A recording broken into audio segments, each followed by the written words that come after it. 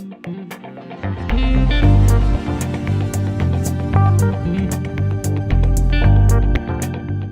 nouvelle rencontre ici à Eureka Park avec Marine Couteau. Marine Couteau, vous avez créé avec votre cofondateur, vous avez créé l'ECA. L'ECA, c'est un quoi? C'est un jeu, un robot pour des enfants que vous appelez exceptionnels, c'est-à-dire des enfants autistes, c'est ça? C'est exactement ça. J'ai cofondé avec Ladislas de Toldi l'ECA, et l'ECA, c'est un petit robot sphérique interactif pour aider à la prise en charge des enfants exceptionnels et en particulier autistes. Les enfants exceptionnels, c'est en fait des enfants qui ont des capacités motrices ou intellectuelles qui diffèrent de la norme et qui nécessitent... En plus ou en moins? En plus ou en moins, et qui nécessite qu'on adapte en fait les processus d'apprentissage, les processus éducatifs, et c'est exactement ce qu'on fait du coup avec le robot. C'est un outil pour les professionnels. Et alors vous êtes en lien, c'est ce qui nous intéresse, en lien avec les professionnels de santé, des hôpitaux, des centres médico-pédagogiques? Exactement, nous notre boulot c'est d'aller les rencontrer et de développer avec eux en fonction de leurs besoins des applications qu'ils peuvent utiliser au quotidien pour travailler la communication, la motricité, les interactions sociales avec les enfants. Et ces professionnels de santé sont très ouverts à ça, ils sont intéressés, ils ont des besoins qu'ils expriment, ou c'est vous qui les avez découverts ces sujets? Alors ils expriment des besoins pour des nouveaux outils. Nous on s'est basé sur de nombreuses recherches qui ont été faites sur la robotique et l'autisme, et c'est ce qu'on a proposé aux professionnels en allant les voir avec un outil robotisé. Et maintenant en fait c'est eux qui sont demandeurs effectivement de travailler avec nous en collaboration pour développer les applications sur un outil robotisé qu'on leur fournit. Et alors pourquoi vous vous êtes lancé dans spécifiquement cette création de ce robot? Alors Ladislas de Toldi et moi-même, on a dans nos familles des enfants exceptionnels. Donc on était sensibilisés au handicap, et en fait on a rencontré un professeur qui avait un enfant autiste qui nous a demandé de réfléchir à des outils pour les aider, à des jeux. Et donc on avait pensé à ce petit robot, et on l'a continué ensuite. Alors, il y a ce robot, donc c'est l'ECA, qui est très sympathique, hein, je le montre. Mais il y a également évidemment une appli. Alors il y a plusieurs applications évidemment qui permettent de cibler ce qu'on veut travailler avec l'enfant. On peut travailler par exemple, effectivement, on peut par exemple travailler la motricité.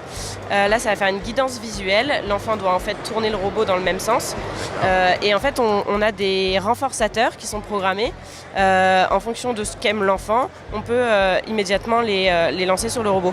Donc on a des petites applications comme ça qu'on peut aussi lancer en mode autonome. Donc là, l'éducateur sait que le robot, ouais, ça marche, que le robot va devenir vert. Et en fait, l'enfant qui a la couleur verte attribuée doit attraper le robot à ce moment-là.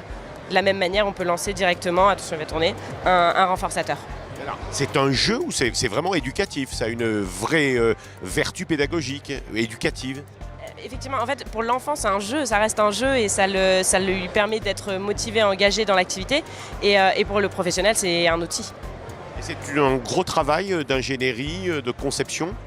Il y a pas mal de travail derrière, effectivement, en termes d'ingénierie, de mécanique, d'électronique. Et le gros boulot se fait après sur le code des applications, sur la partie software. Et vous, personnellement, vous êtes plutôt intéressé par les questions pédagogiques, ou en tout cas le traitement de la pathologie, ou par la robotique? Alors moi, plutôt la première option. Historiquement, Ladislas a développé les premiers prototypes, donc s'occupait vraiment de toute la partie mécanique, électronique. Et moi, je m'occupais de la partie recherche, donc d'être sûr que ça réponde bien aux besoins des enfants autistes, et de mettre en place des partenariats avec les centres spécialisés. Et vous êtes en connexion avec quel centre spécialisé, par exemple? On a par exemple un partenariat avec la FEGAPI, qui a d'ailleurs fusionné avec le cinéaste il n'y a pas très longtemps, donc qui est maintenant le NEXEM, qui est une fédération d'établissements, et avec lesquels on travaille pour le développement des applications au quotidien.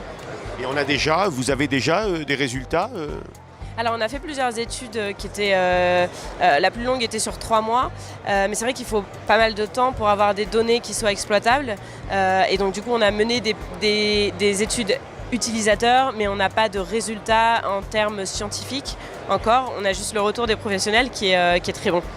Et pourquoi vous êtes venu ici à Las Vegas au CES?